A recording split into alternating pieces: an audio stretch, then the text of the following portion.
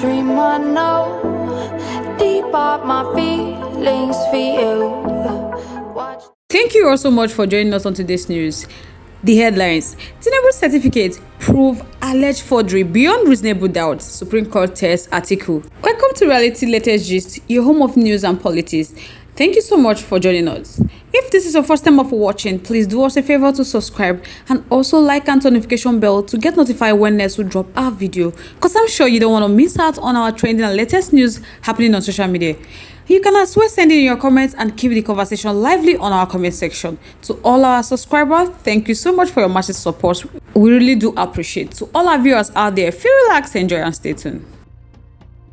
The chairman of the Supreme Court panel hearing the appeals against the election of President Bola Ahmed Tinubu, Justice John Okoro, said on Monday that the People Democratic Party standard bearer in the February presidential election, Atiku Abubakar, must prove the allegation of certificate forgery leveled against the ex-Lagos State governor beyond reasonable doubt.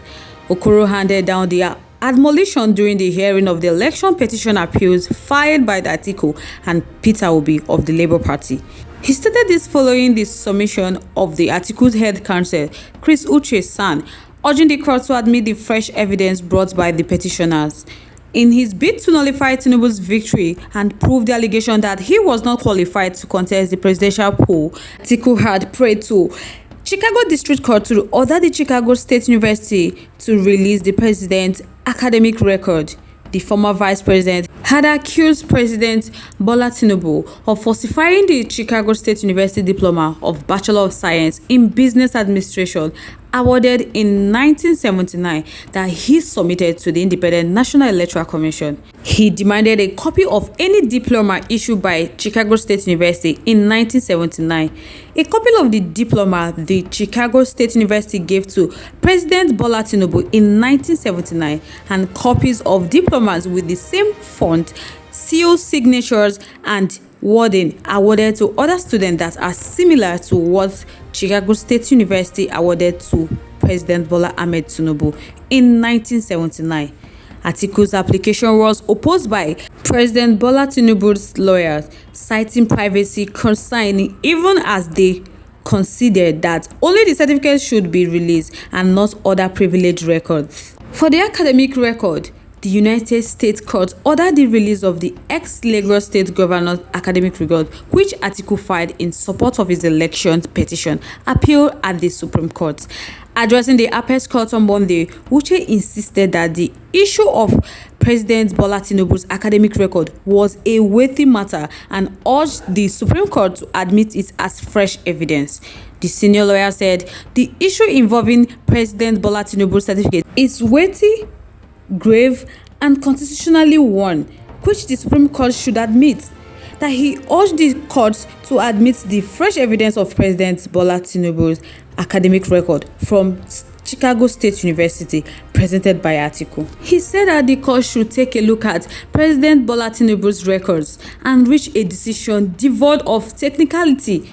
As a policy court, the court has a duty to look at it and should sidestep technicalities. Atiku-led counsel also said the issue of 180 days should not tie the hands of the court. But Justice Okoro, while describing the matter as criminal in nature, said it must be proven beyond reasonable doubt.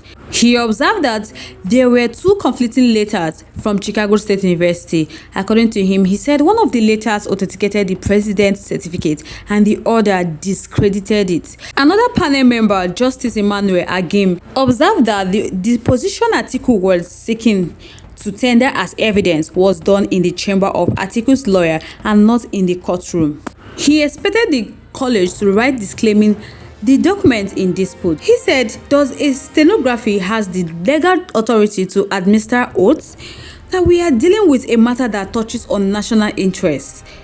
Uche urged that the dispositions were done in the presence of Tinubu's U.S. lawyers, adding that there was no dispute about it. The counsel to the All Progressive Congress, Akin Olujimi, San, told the court that Atiku should not be allowed to bring in documents not presented at the tribunal. He said he cannot smuggle in a document into the Supreme Court without the first tendering the same at the trial courts. In his response to Uche's argument, the lawyer to the president, Wale, SAN similarly urged the court not to admit the fresh document, adding that INEC was not a party to it. So he said that the deposition must be adopted by the individual that's disposed to it before it can be admitted as evidence before the courts. He also said the 180 days stipulated for the conclusion of election petition cases is like a rock of Gibraltar. It cannot be moved. INEC lawyer Abubakar Mahmood asked the court to interpret Section 285 of the Constitution and also urged the court to dismiss the appeal. The court, which had Owani Aji, Mohammed Gaba, Ibrahim Sulara, Adamu Juaro, Abubakar Tijani as other panel members, however, reserved judgment in the matter. The court also reserved judgment in the appeal filed by the presidential candidate of the Labour Party, Peter Obi, against the tribunal judgment, affirming President Ahmed Bola Tinubu's election. Obi and the Labour Party, through their lawyer led by Dr. Levi Uzoku SAN, urged the court to uphold the appeal and set aside the judgment of the Presidential Election Petition Court that dismissed their petition.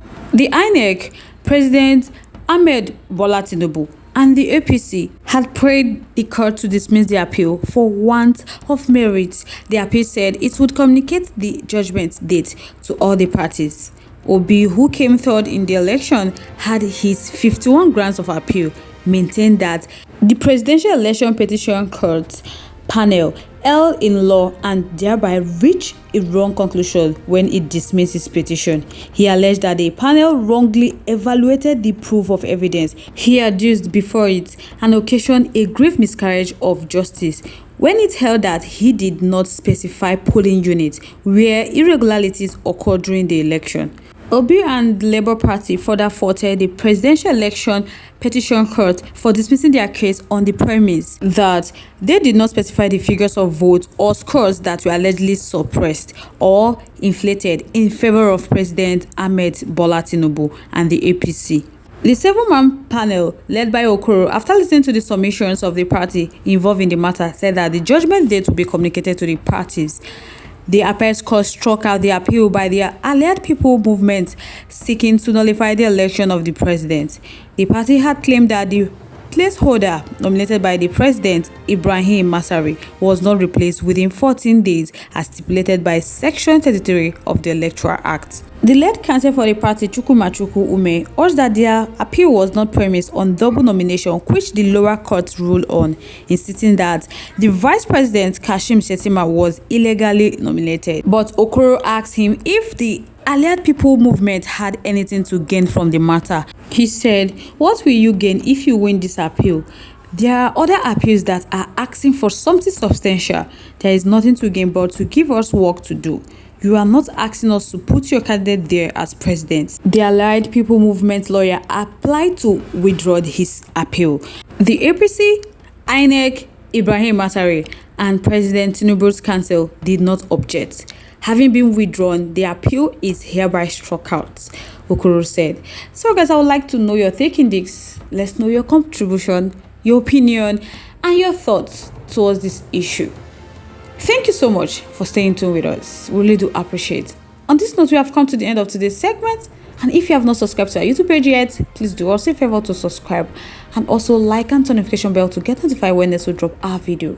On this note, we have come to the end of today's segment. See you guys till I come your way next. Bye.